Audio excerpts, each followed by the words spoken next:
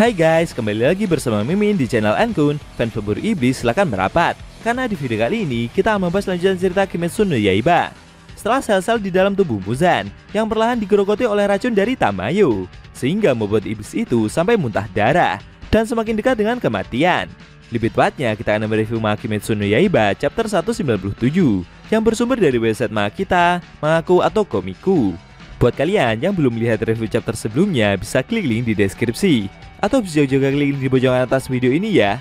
Dan buat kamu yang cuma ngikutin animenya atau tidak mau kena spoiler, Ankun sarankan mending stop videonya aja dari sekarang. Nah, di manga chapter 197 ini, Muzan semakin tersudut. Racun penghancur milik Tamayo telah berhasil membuat tubuhnya jadi semakin lemah. Di sisi lain, Inosuke dan Zenitsu kembali bangkit. Mereka saling bekerja sama menyerang iblis tersebut. Kejadian itu membuat Muzan semakin kewalahan. Penasaran? Oke, langsung aja kita bahas. Let's go!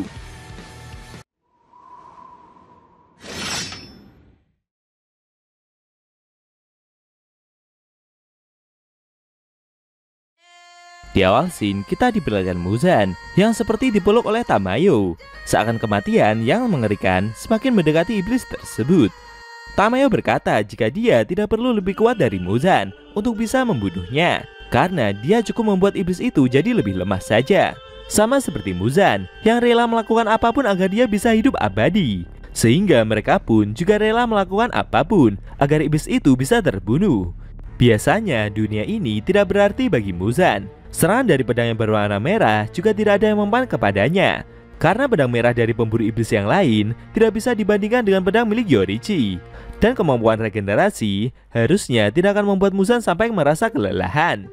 Tapi dengan adanya keempat obat yang ada di dalam tubuhnya ini, telah membuat serangan yang biasa dan tidak efektif itu menjadi sangat fatal, sampai dapat melukainya.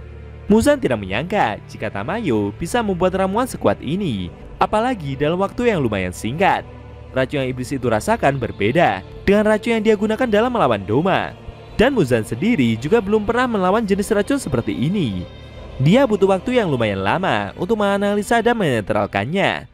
Seusai mengalami muntah darah, Muzan seperti terdiam kaku. Tanjiro yang melihat kejadian tersebut menduga jika obat yang Tamayo-san berikan seperti telah bekerja. Dengan begini, mereka pasti bisa memenangkan pertempuran. Apalagi sebentar lagi Fajar akan tiba. Namun ketika Tanjiro dan Obada mencoba maju untuk melancarkan serangannya, tiba-tiba Muzan kembali menyerang mereka berdua dengan ledakan cahaya putih yang keluar dari dalam tubuhnya, lalu menyebar secara membabi buta. Seketika serangan tersebut membuat kedua pendekar pedang itu tertahan dan mengalami luka yang lumayan parah. Setelah menembakkan cahaya putih tersebut, dari dada iblis itu seperti terbelah, layaknya mulut monster yang memiliki ukuran yang sangat besar. Dan dari dalam lubang tersebut keluar asap putih yang lumayan banyak. Tanjiro yang seusai menerima serangan tersebut tergeletak. Di luar dugaan, tubuhnya mengalami kejang-kejang yang begitu hebat. Saking besarnya rasa kejang yang Tanjiro rasakan, membuatnya tidak bisa bergerak. Bahkan untuk mengatur nafas saja, Tanjiro sampai kesusahan.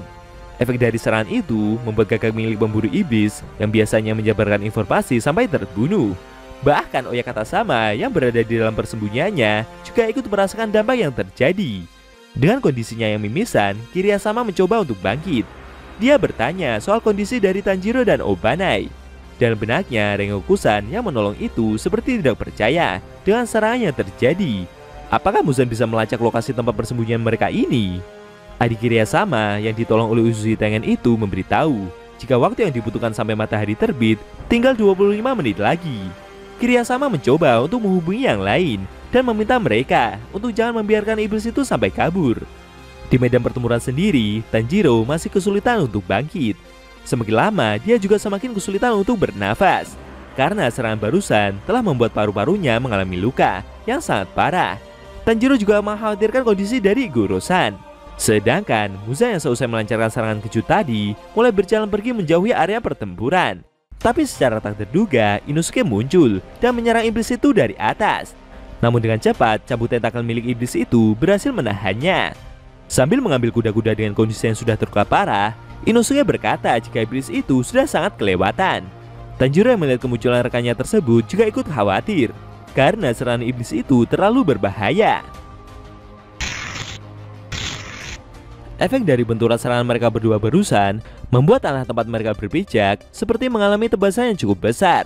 Sambil terengah-engah, Muzan juga menyadari jika dia tidak bisa memakai jurus darahnya karena kondisinya yang sudah terlalu kelelahan. Inosuke yang semakin emosi itu kembali bercerita jika mereka semua yang ada di sini saling melindungi. Pilar batu yang biasanya membawa tasbih itu telah kehilangan kakinya, sedangkan pilar air yang memakai setengah haori tersebut telah kehilangan tangan kirinya. Menurutnya, semua tubuh yang sudah terbaring di sini adalah teman-temannya yang mau berbagi makanan. Inosuke meminta Muzan untuk mengembalikan hidup mereka, baik itu kaki, tangan, maupun nyawa mereka semua. Jika iblis itu tidak bisa melakukannya, maka Muzan harus membayarnya dengan jutaan kematian. Lalu iblis itu kembali melancarkan serangan cambuknya. Tapi dengan sigap, babi hutan tersebut berhasil menahan dengan kedua tebasan pedangnya. Lalu Muzan memasukkan tangan kanannya ke tanah dan kembali menyerang Inosuke dengan keluar dari bawah pendengar pedang tersebut. Serangan telak itu membuat babi hutan tersebut mengalami luka yang semakin parah. Tanjiro melihat pertempuran itu tidak bisa berbuat apa-apa. Dia masih tertahan dengan kondisi kejang-kejang. Perlahan pedangnya juga mulai gelap. Tanjiro merasa jika setelah ini dia akan segera mati. Namun ketika Inosuke masih diterbangkan itu, secara tak terduga Zenitsu malah muncul dan menebas tangan besar milik iblis tersebut. Dia meminta Inosuke untuk bertahan karena temannya itu masih bernafas dan dia bisa mendengar detak jantung dari Tanjiro. Sambil berlari menghindari serangan yang cambuk iblis itu lancarkan, Zenitsu berteriak dan memberi instruksi Tanjiro agar lebih baik dia fokus dalam bertahan hidup saja. Dia meminta rekannya itu untuk tidak boleh mati karena setelah ini Nezuko akan kembali menjadi manusia dan mereka berdua akan pergi dari sini lalu kembali ke kampung halaman.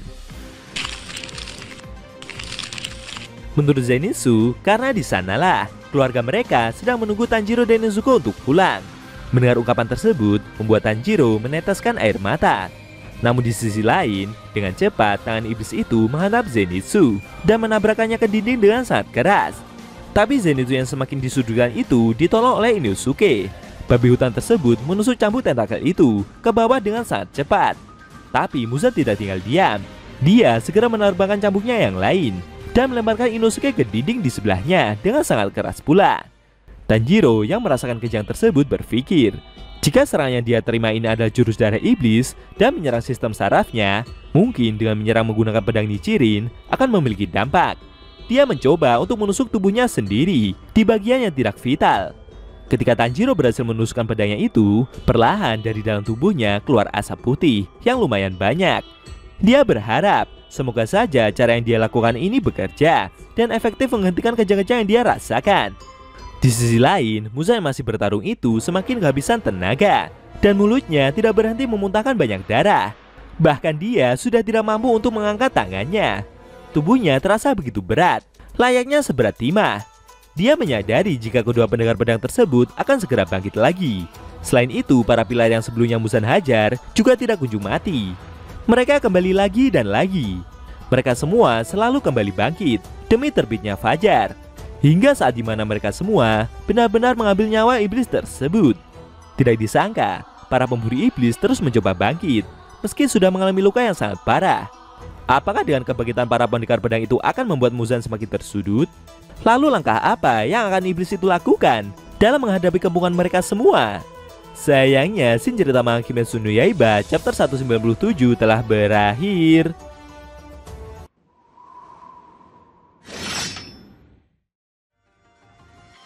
Nah, itu tadi review manga Kimetsu no Yaiba chapter 197 yang intinya memperlihatkan Inosuke, Zenitsu, Giyu, dan Gyomei yang kembali bangkit meski telah menerima luka yang sangat parah. Mereka tidak menyerah untuk menyudutkan Muzan dan berjuang tanpa henti sampai matahari benar-benar terbit. Bagaimana menurut kamu? Jangan lupa tinggalkan komentar kalian ya. Kalau mau nonton review sebelum atau selanjutnya, bisa klik link di deskripsi. Linknya udah Mimin taruh di sana kok. Buat kalian yang pengen nonton review manga Kimetsu no Yaiba secara maraton, bisa klik link di deskripsi juga ya guys. Oke? Tekan like kalau suka sama video ini dan dislike kalau nggak suka.